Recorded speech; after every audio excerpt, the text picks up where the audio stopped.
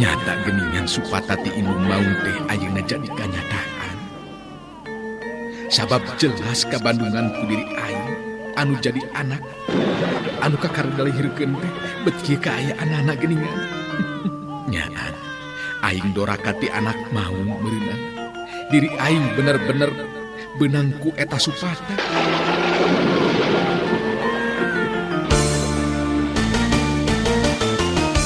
RMG Radio Network gawe bareng jeung DSK 103,2 FM, DSP 1188 AM Stereo, DSS 106,8 FM, Gita 85,8 FM, midangkeun serial dongeng Sunda Si Belang. Anak king jimat awaki nu jadi tilam ka eling Bapa teu boleh ngapi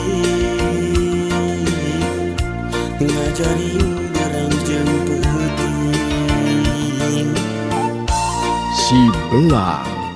Naskah hiasana Yat R. Garapan Mang Inoy. Teknik jeung montase Laga Jaya. Hiasan musik jeung tata sora Rendika MG. Produser Dewi Miranti. Produksi RMG Record.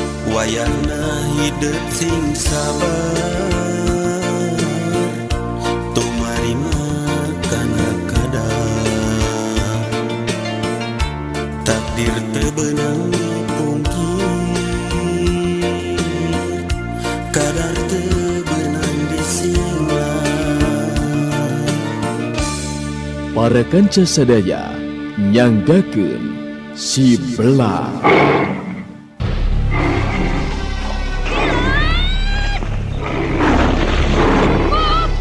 Duta Suara Karawang 103,2 FM.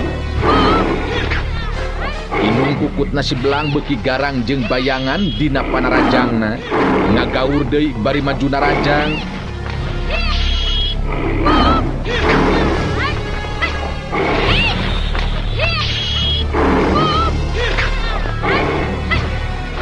Sedengkeun Suwangsi oge harita ngaronjatkeun ajen panarajangna.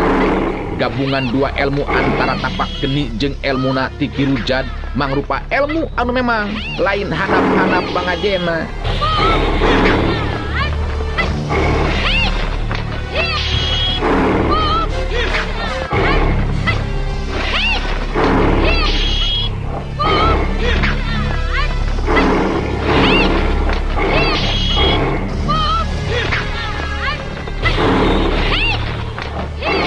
Asep Bolang jeung opat urang anggota Karaban Gagak Roban katingali pada saya gadiri tinggal nunggu parentah upama teh mah kudu milu ngabantu mangsa ngahurut indung kukut nasi belang. Asep Bolang ngareret ka opat urang anggota Gagak Roban bari nyarita. Sergeun perhatian kana lumangsungna ieu kejadian. Ingetkeun, urang teu kudu sieun sabab dina dibutuhkeun anak oge paling-paling keur ngabantu. Urang ayeuna nyaksian pamimpin urang nyata mampu ngimbangan indung kukut nasi belang. Tetap tenang di tempat masing-masing. Asep Bolang museurkeun paneteupna, kabehanana museurkeun perhatian kana lumangsungna kajadian.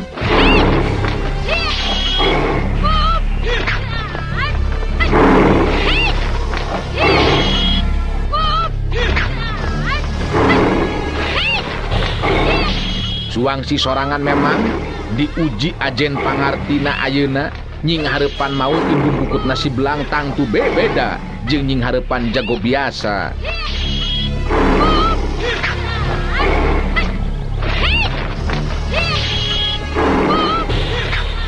Indung kukut nasi belang jadi beuki panasaran sabab geus katilu kalina maju narajang sababaraha kali tacan aya anu bisa kena kana sasaran sabab Suwangsi jirimna memang lingas tanginas dina nyinghareupan panarajang lawan. Malah dina hiji kasempetan anu hade Suwangsi bisa ngasupkeun panarajangna kana beuteung indung kukutna si belang jeung kana lebah punukna.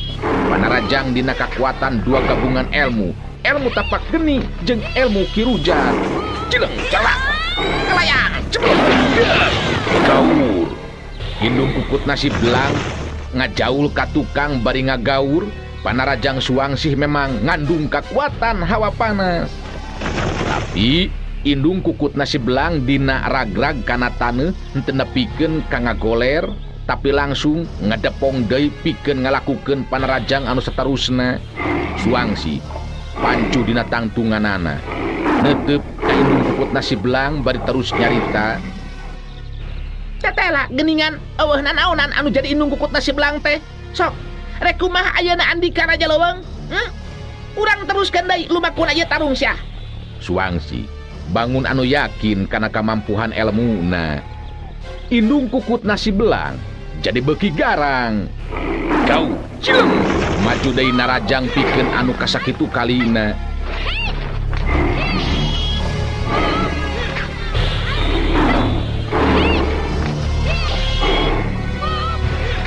Tapi Suwangsi teu kaget jeung teu kasima ku kagarangan indung kukutna si belang. Harita tetep mampu pikeun nimbangan panarajang lawan. Malah Suwangsi ayeuna mah asa meunang angin sabab manehna geus bisa ngasupkeun panarajangna kanu jadi lawan.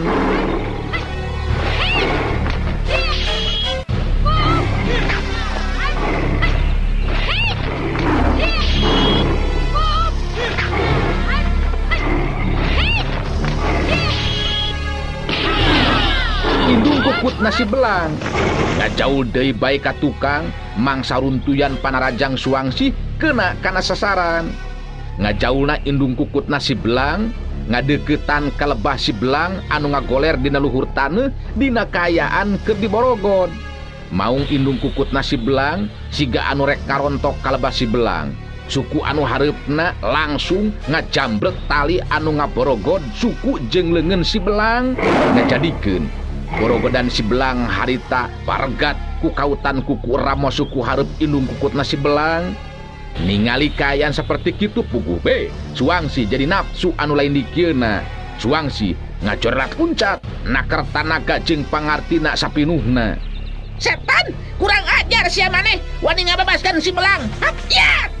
Panarajang Suwangsi memang hebat luar biasa, teu mampu disingkahan ku indung kukutna si belang. Jadikeun pikeun anu kasakitu kalina indung kukutna si belang ngagaur bari jeung ngajaul, malah ayeuna mah ngajengkang terus ngakebut kana lemah. Dina kaayaan saperti kitu memeh maung indung kukutna si belang ngalakukeun deui tindakan. Suwangsi ngareret ka Asep Bolang jeung opat urang anak buahna sarta ngagero mere parentah. Lain cari cinta punguh, ayo petakan jaring, rungkupkan tak ka indung kukutna si belang, gunakan jaring. Parentah Suwangsi langsung harita keneh dilaksanakeun ku opat urang anak buahna anu memang geus ahli dina ngagunakeun jaring sakumaha waktu keur ngajaring si belang. Dina kaayaan karungkup ku jaring, indung kukutna si belangan ukur bisa nguar gaur tanpa bisa ngalepaskeun diri. Suwangsi ngagero deui mere parentah.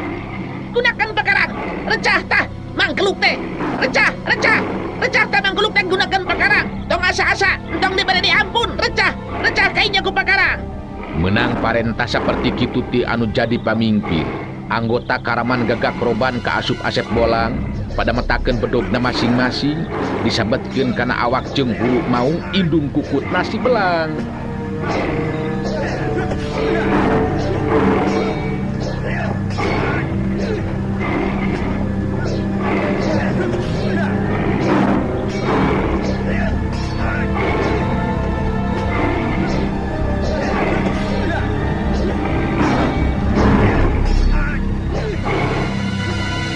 Kajadian anu lumangsung tur tumiba ka indung kukutna henteu leupas tina perhatian si belang. Anu sok sanajan geus henteu diborogod manehna teu bisa naon-naon, lantaran memang dilumpuhkeun ku Suwangsih teh. Sedengkeun Mang Obel ningali kaayaan anu paciweuh saperti kitu ngawanikeun maneh nekat ngalakukeun tindakan pikeun mawa si Belang ninggalkeun eta patempatan.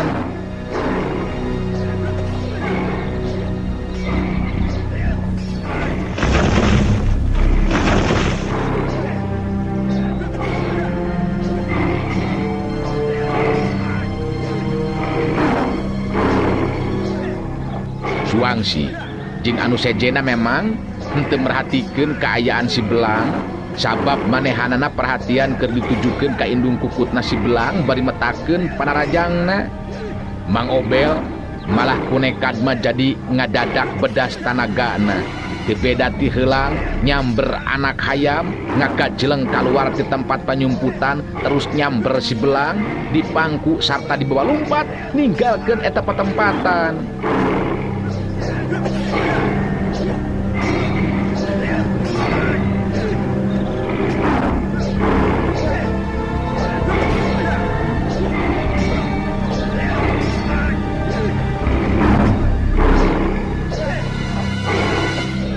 Maung indung kukutna si Belang sanajan nyobaan barontak jeung gagauran, tapi lantaran kaayaan anu karungkut ku jaring teu bisa ngalawan anu bener.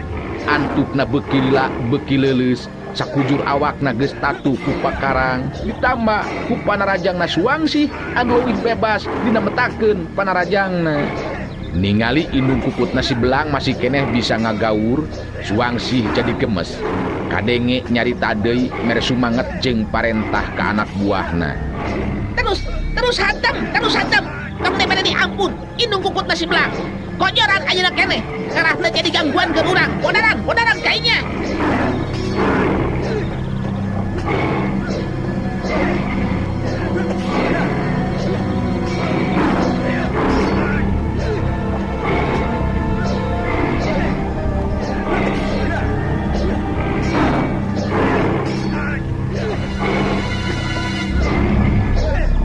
Sanajan indung kukutna si Belang sakuma kuatna dina daya tahan, tapi lantaran terus-terusan diserang bari henteu bisa walakaya tur ngalawan, antukna jadi teu daya.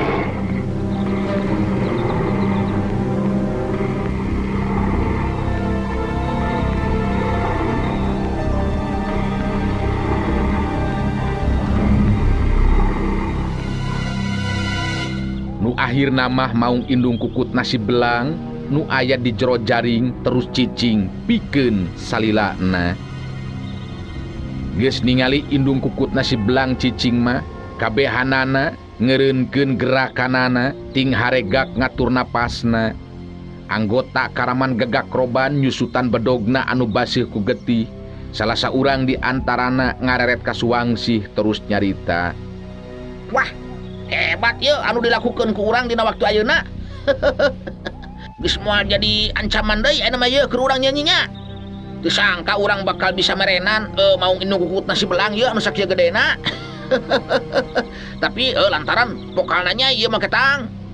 Suwangsih ngareret ka anak buahna anu nyarita terus ngomong. Bener. Lamun eueuh kula mah komo Andika kabeh bisa-bisa pareh ku indung kukutna si Belang. Kawilang maung anu garang jeung bayangan ya, bahaya ya mah ya lamun teu dipodaran teh. Ngan untung kula bisa leuwih ti heula ngasupkeun panarajang. Nyata hebat ya daya tahana mebeak tanaga kula oge ieu teh ya. Ngan eta mah jongjon ari geus kojor kieu mah. Suwangsih jeung Asep Bolang oge opat urang anggota Karaman Gagak Roban jadi pada ngarasa suka hatena. Sabab indung kukutna si Belang geus ajal binasa. Suwangsih ngareret ka Asep Bolang, anu direret ngacungkeun jempol leungeun anu katukuna bari nyerenge seuri terus nyarita. Hebat, jangan hebat Nyai. Hebat. Akang mah asa ngimpi sabab urang bisa ngabinasa ieu je si Raja Leuweung. Nyata indung kukutna si Belang. Untung aya Nyai anu mampu ngimbangan jeung ngungkulan kakuatanana. Cacakan lamun eueuh Nyai, akang kabehan bisa binasa ku indung kukutna si Belang. Aduh nyaan capek mah ye.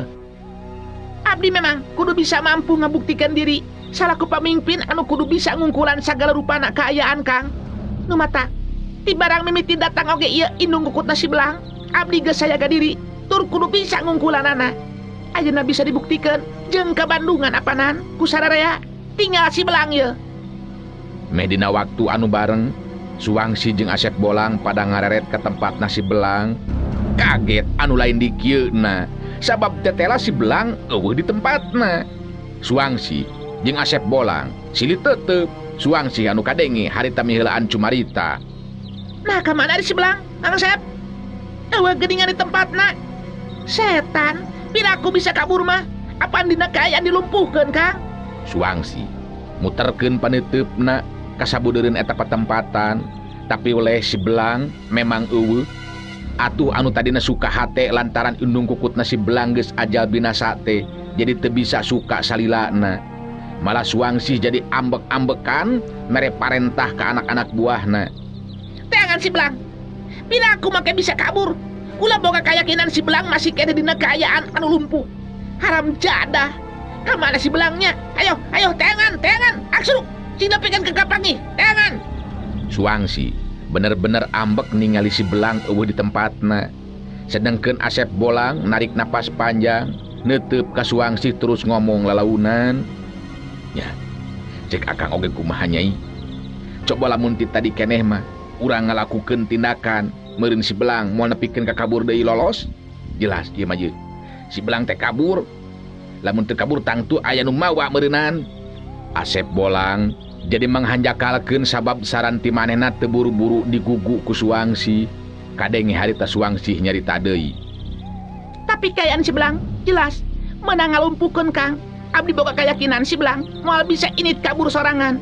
Jadi lamun kitu mah ngandung harti aya anu mawat si Belang teh ye. Ngan urang kabeh tadi eueuh anu merhatikeun ka si Belang. Eta kesempatan digunakan ku jalma anu mawa kabur si Belang, Kang. Edan. Eta kesempatan dipake mawa kabur si Belang, Kang. Edan. Wanian ta jelema teh. Coba-coba pikir ulin cai jeung Suwangsi, Ratu Gagak Roban. Suwangsi katingali beureum beungeutna lantaran ambek jeung hanjelu hatena.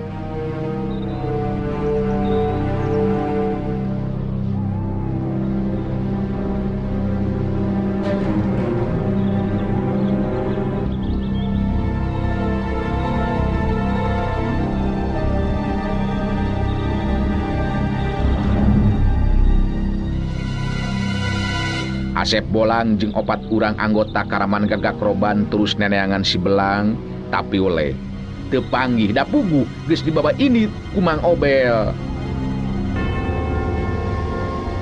Duta Suara Karawang 103,2 FM. Suwangsi terus ambek-ambekan ke anak-anak buahna lantaran eueuh anu merhatikeun ka si Belang. Anak buahna ngan ukur tungkul tanpa daya jeung tanpa aya anu wani ngomong saurang-urang acan. Maranehna kabeh sarieun ningali Suwangsi geus ambek kitu mah. Sakuruna tadi teh aya nu merhatikeun kana kaayaan si Belang. Tapi dasar memang beleguk kabeh. Kalaka ngarubuk indung kukutna si Belang. Geus meunang hese-hese nyang kalak si Belang, ayeuna kalakah dibebaskeun. Beleguk kabeh ieu mah ye. Suwangsi numplekeun rasa kaambekna. Kituna teh sanggeusna diteteangan ku kabehan, si Belang tetela eueuh laratanana. Opat urang anggota Karaman Gagak Roban eueuh anu wanieun ngomong saurang oge, iwal ti Asep Bolang anu wanieun nyarita.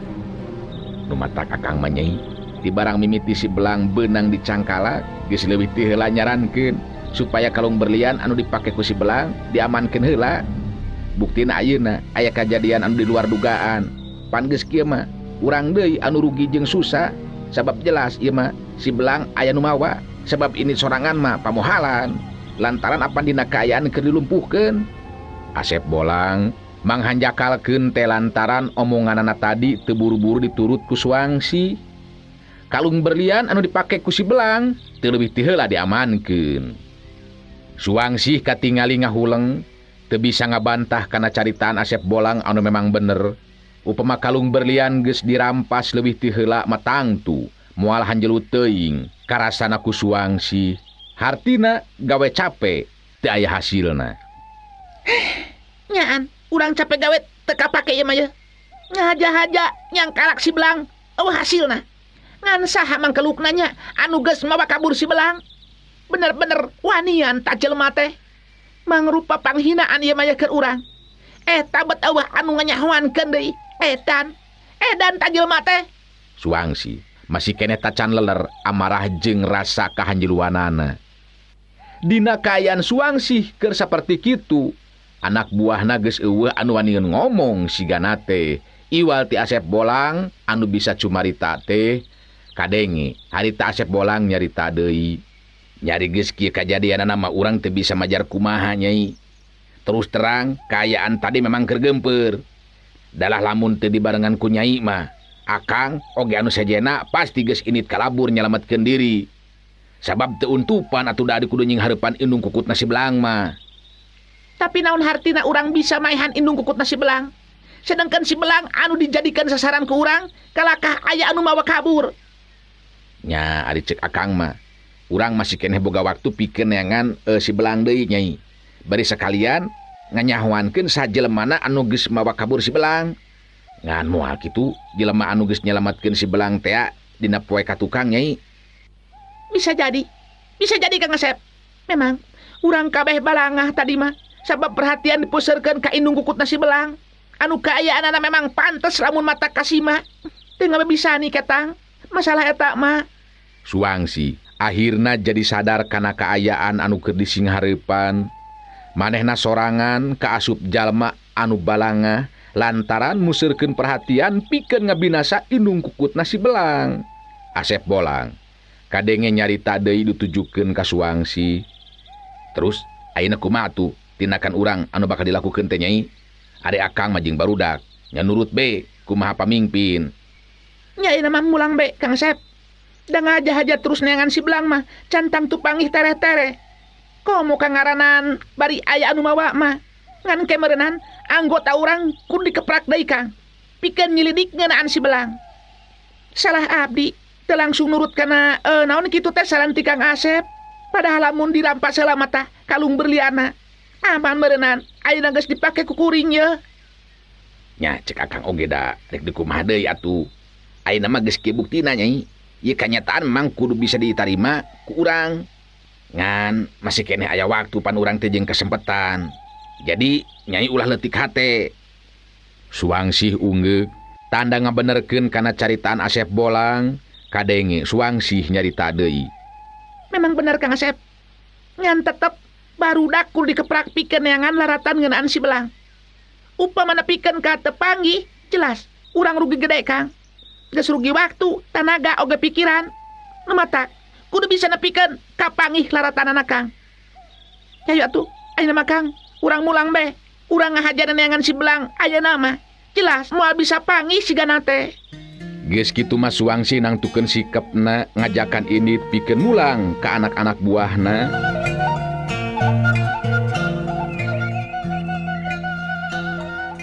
Caturkeun harita Mang Obel anu leumpang gagancangan bari jeung mangku si Belang anu eueuh daya. Si Belang panonna terus merhatikeun ka Mang Obel anu geus nulungan sarta ngabebaskeun manehna tina cengkreman Suwangsi ratu gagak roban. Sajeroning leumpang bari mangku si Belang anu tanpa daya, Mang Obel ngomong sorangan jero hatena. Aduh, aing jadi bingung ya. Kudu ka mana lumakunya? Sedangkeun apan tujuan aing terek ngayakinkeun beja ngeunaan den seta teh ya. Be cilaka ye.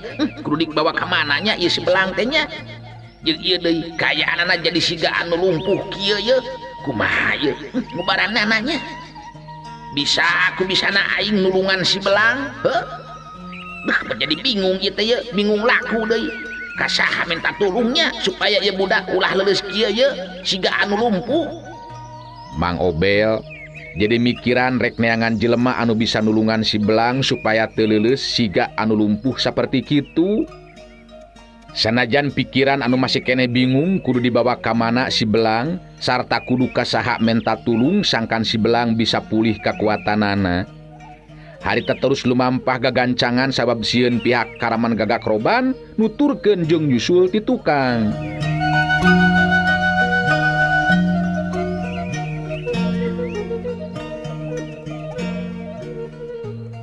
Ngan geus kitu be meureunnan kabeneranana Mang Obel anu lumampah bari mangku si belang hari tabet diparengkeun panggih jeung Seta anu keur lumampah bari dikawal ku Ki Bulung jeung Ki Rabok. Puguh be itu ieu pada kaget pasarandog di setengahing perjalanan.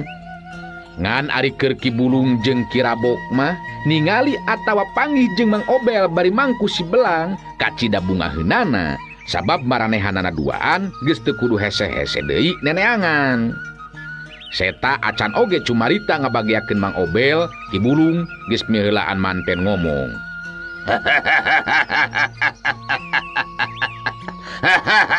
Ilaing geuningan eta mamangku si belang Obel. Bet ku kabeneran bisa papanggih di dieu geuningan.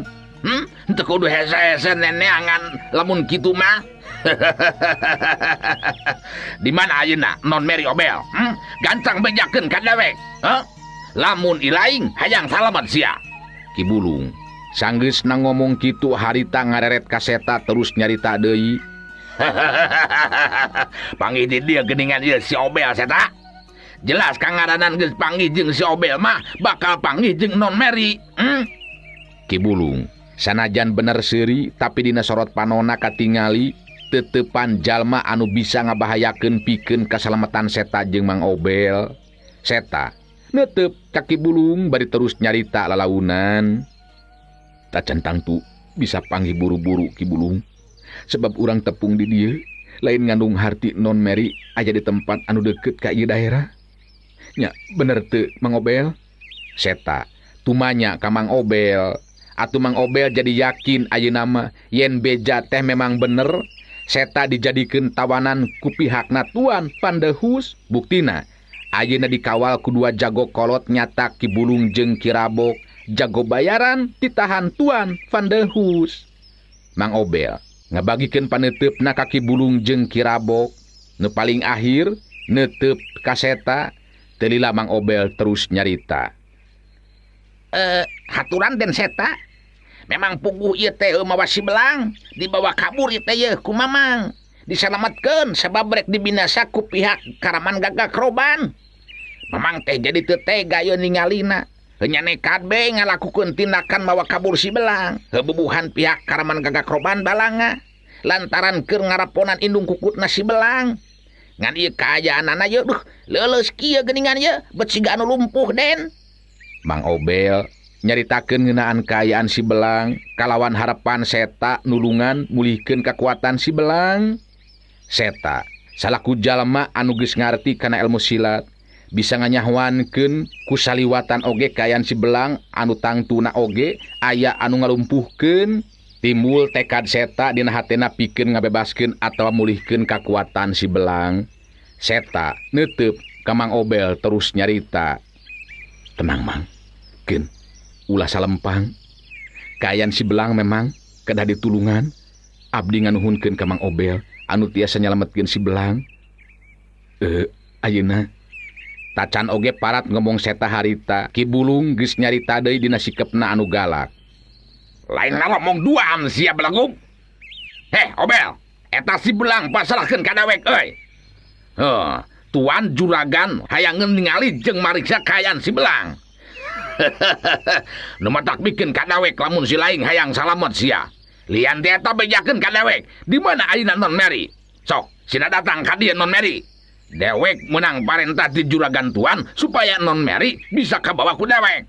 Karti belgug, Ki Bulung geus henteu ngajenan deui sapeser oge ka Mang Obel. Ceuk pikirna naon ajenaneunana jalma saperti Mang Obel anu ngan ukur harkat badega. Ningali sikap jeung ngadenge caritaan ti Ki Bulung saperti kitu, Mang Obel jadi kahudang amarahna. Dina kaayaan sawajarna mah manehna bisa jadi ngarasa sieun ku Ki Bulung jeung Ki Rabok, tapi ngadenge si belang rek dipasrahkeun ka Tuan Pandehus. Mang Obel jadi kasigung hatena malah terus leungit kasieun diganti ku rasa wani. Entong sangeunahna ngomong ieu teh Ki Bulung. Ieu si belang teh lain satu hewan deuleu. Make jeung rek dipariksa sagala rupa, rek dipariksa naonana. Ngeunah pisan ngomong teh. Abung kena sungut teu diwengku tah tetulangan. Moal bisa dibikeun ye, ieu Belang. Ngeunah teuing. Yo, ngeunah non Mary. Kuring teu nyaho, sampai memang teu babarengan. Mang Obel bener-bener jadi wanian sikep jeung caritaanana. Puguh be, Ki Bulung jeung Ki Rabok jadi kaget pacampur jeung ambek. Sabab Mang Obel henteu sieunneun ku maranehna duaan. Ki Rabok mun cereng ka Mang Obel, milu nemrong ngomong. Obel, harkat si lain ukur bade gak dulu. Anu teu begug naon-naon. Nu matak montong ngacagos ya. Dewek gampang nalir upama ngabalikeun dampaleungeun lamun memang niat tek binasa ka maneh sajurig. Montong gagabas ya, dina ngomong bisi dibebekeun tak ku aing, sungut teh. Upama dina kayaan anu sawajarna jeung biasa. Piraku henteu ngompod Mang Obel dipun cerengan seperti kitu ku Ki Rabok. Tapi kangaranan ngabela si Belang, Mang Obel sorangan teu ngarti kunaon manehna bet jadi wanian seperti kitu. Mang Obel jebi ka Ki Bulung terus nyarita. Bisa jadi kuring memang moal bisa ngalawan jeung naon kitu teh upama nepikeun ka kudu ribut jeung anjeun duaan. Kuring moal bisa ngalawan. Ngan? Kuring teh sieun ku paeh Ki Rabok, Ki Bulung. Lain ngabela sasaha, tapi ngabela diri sorangan jeung ieu si Belang. Nu jelas teu boga masalah naon-naon jeung pihak Tuan Pandehus. Anjeun duaan komongan ukur di titahanana. Ningali sikep Mang Obel anu jadi wanian seperti kitu, sarta nyaritana oge lancar, puguh be Ki Bulung jeung Ki Rabok jadi beuki nafsu. Ki Bulung mun delik ka Mang Obel bari terus nyarita deui. Setan, maneh bener-bener geus bosen hirup si Obel. Wanian deui make jeung rek ngabela si Belang sagala rupa sia jurig. Hayang kojor si laing teh. Lamun memang bener hayang dikojoran leuwih teh heula lantaran ngarasa geus aral hirup. Hades ya dicomponan teh ka hayang teh ku dewek. Dikojoran sia si laing ayeuna keneh. Nah dari soal paeh mah kabehanana oge bakal Ki Bulung. Urang bakal paeh kabeh oge. Ngan anu beda teh tempat, waktu jeung kaayaan meureunnan. Ngan anu jelas kuring bakal tetep rek ngabela si Belang. Ieu budak moal dibikeun ka Andika duaan, sakomo upama nepikeun ka dipasrahkeun ka Tuan Pandehus. Da perasaan teh henteu boga masalah jeung si Tuan ieu teh ye. Henteu boga masalah.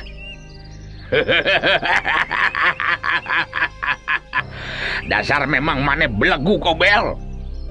Ari eta kalung berlian anu dipake ku si Belang teh boga saha belegu. Apa eta teh bogana juragan Tuan sia deuleu. Jadi jelas aya masalah anu kudu dibereskeun deuleu. Hardis ya setan. Ki Bulung nyengor deui ka Mang Obel. Mang Obel kalaka seuri leutik bari terus nyarita deui. Memang bener ieu kalung berlian teh anu dipake ku si Belang bogana si Tuan. Tapi ya budak lain langsung anu nyokot di si Tuan. Sabab si Belang mah meunang ngarebut tina leungeunna si Gimbal. Si Gimbal anu geus maling ieu kalung berlian ti tempatna Tuan Pandehus mah. Jadi teu boga masalah naon-naon panjang si Tuan mah ieu si Belang teh. Jelas Ki Bulung. Ki Bulung, si Lireret jeung Ki Rabok puguh asa dihina pisan kangaranan Mang Obel wani cumarita saperti kitu. Ki Rabok geus rek ngagajeleng luncat narajang ka Mang Obel harita seta kadenge nyarita. Tenang heula Ki Rabok.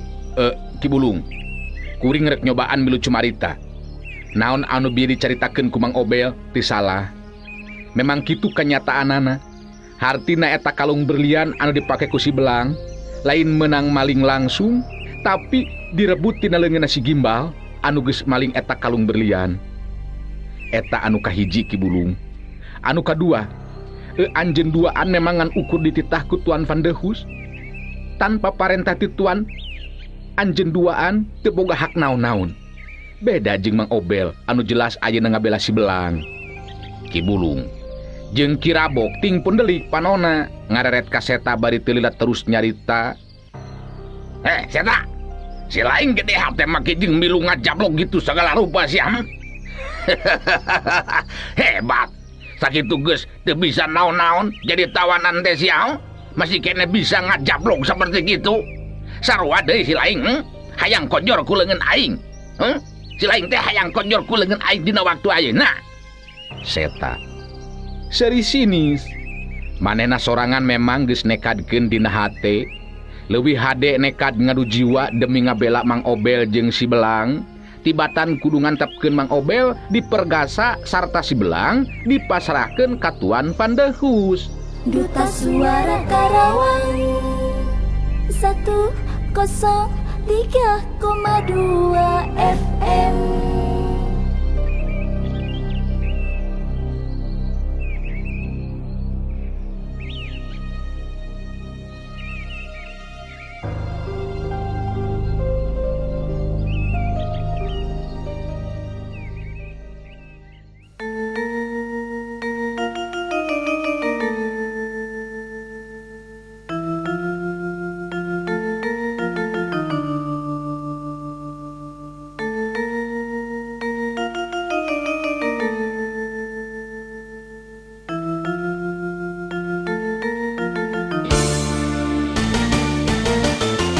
RMG Radio Network gawe bareng jeung DSK 103,2 FM, DSP 1188 AM Stereo, DSS 106,8 FM, Gita 85,8 FM, rengse midangkeun serial dongeng Sunda Si Belang.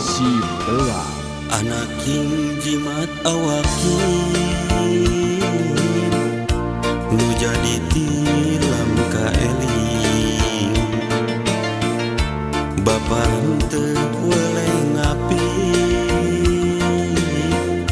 ngajari urang jeung peuting Si Belang. Naskah hiasana Yat R.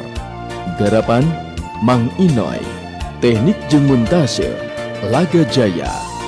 Hiasan musik jeung tata sora Rendika MG. Produser Dewi Miranti. Produksi RMG Record. wayahna hidup sing sabar tumarima kana kadang takdir teu beunang dipungkir kadar teu beunang disinglang. Para kanca sadaya wilujeng kantun.